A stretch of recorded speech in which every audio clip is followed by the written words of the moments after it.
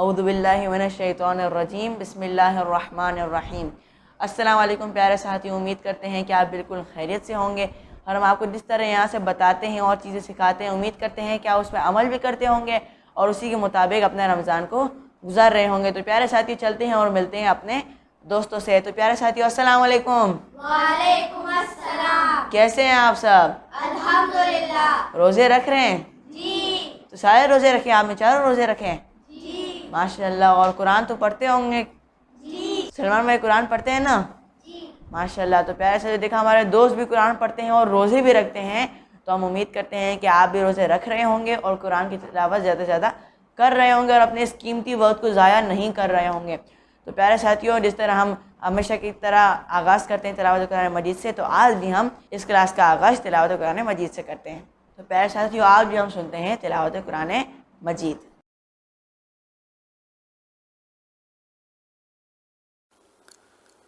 اعوذ باللہ من الشیطان الرجیم،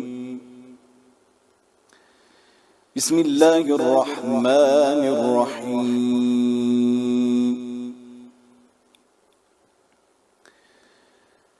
الحمد للہ رب العالمین،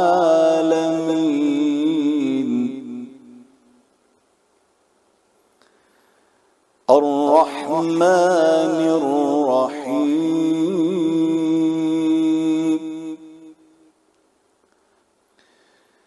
مالک یوم الدین،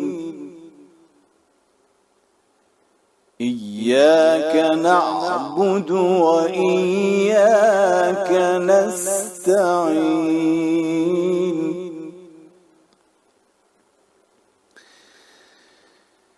إياك نعبد وإياك نستعين،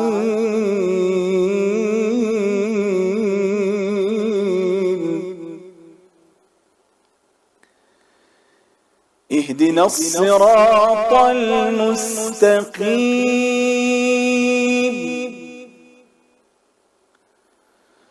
صراط الذين أنعمت عليهم، صراط الذين أنعمت عليهم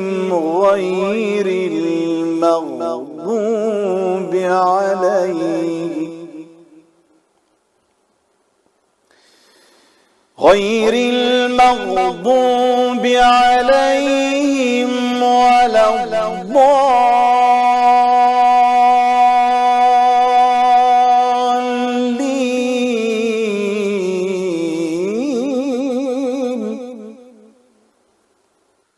صدق اللہ العلی العظیم۔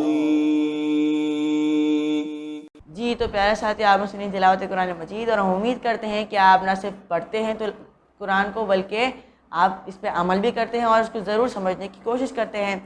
تو پیارے ساتھیوں، جس طرح خدا کا فرمان بھی ہے کہ تم میری طرف ایک قدم بڑھاؤ تو میں آپ کی اپنی طرف تمہارے لیے 10 قدم کھول دوں گا۔ تو جیسے ہم نے آپ کو بتایا تھا کل، تو آپ میں سے کوئی بتا سکتے ہیں کہ کل ہمارا موضوع کیا تھا؟ دوسروں کی مدد کرنا۔ جی، تو آپ لوگوں نے مدد کی ہے کسی کی؟ جی میں نے میرے امی کی کچن میں مدد کی، اور آپ؟ میں نے اپنی امی کی جھاڑو لگانے میں مدد کی۔ اور آپ نے؟ میں نے تو اپنی امی کو تنگ بھی نہیں کیا اور کچرا بھی نہیں کیا، بلکہ میں نے تو کچرا صاف کیا۔ جی ماشاء اللہ۔ تو پیسہ تو دیکھا ہمارے دوست ایک کان سے سن کے دوسرے کان سے نکالتے نہیں ہیں، بلکہ عمل بھی کرتے ہیں۔ والدین کی مدد کی ہمارے دوستوں نے۔ اسی طرح ہم امید کرتے ہیں کہ آپ یہاں سے جو سنتے ہیں اس پہ عمل بھی کرتے ہوں گے، بلکہ صرف سن کے کان سے ایک کان سن کے ایک کان سے نہیں نکالنا، بلکہ مدد بھی کرنی ہے والدین کی، بھائیوں کی، بہنوں کی۔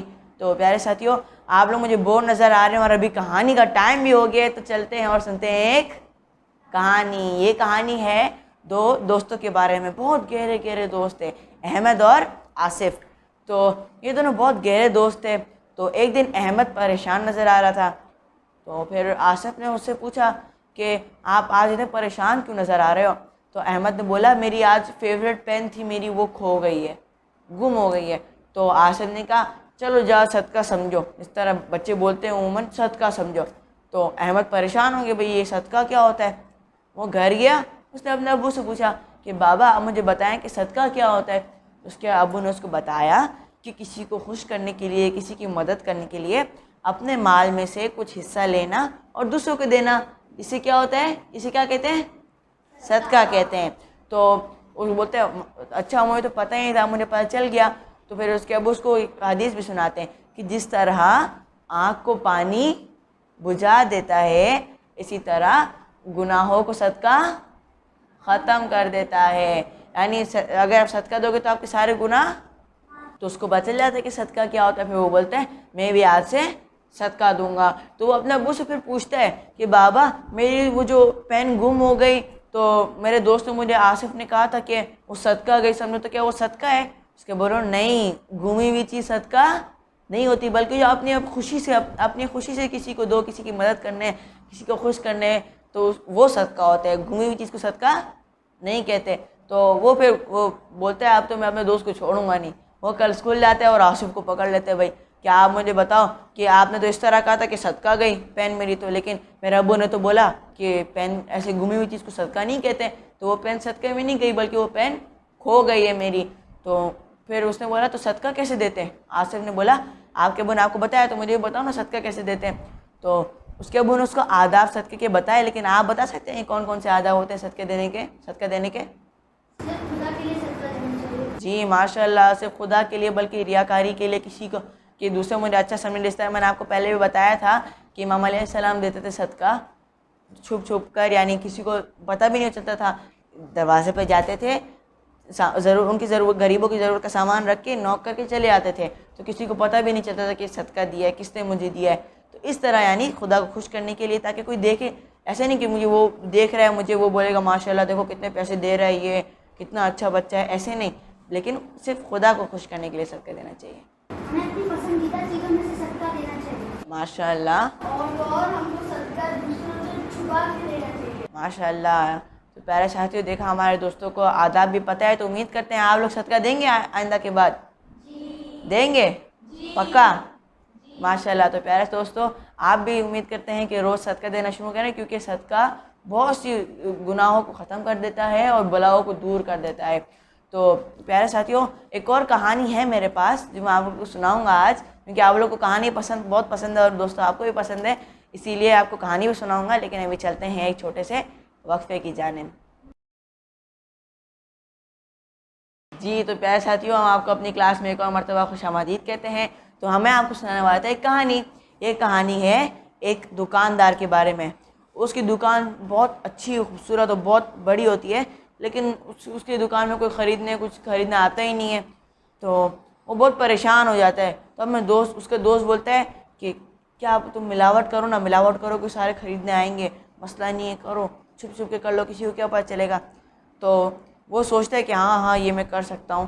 تو وہ چلتے چلتے جا رہا ہوتا ہے راستے میں, یہ سوچتے ہوئے کہ میں ملاوٹ کروں نہیں کروں. تو اس کے سامنے سے امام جماعت مل جاتے ہیں, جو مسجد ہوتی ہے نا قریب میں, اس کی امام جماعت مل جاتے ہیں. تو وہ ان سے پوچھتا ہے کہ میرا کاروبار ہی نہیں چلتا, میری دکان میں کوئی خریدنے ہی نہیں آتا, میرے پیسے نہیں ملتے مجھے, میں کیا کروں, کاروبار ہی نہیں چل رہا ہے.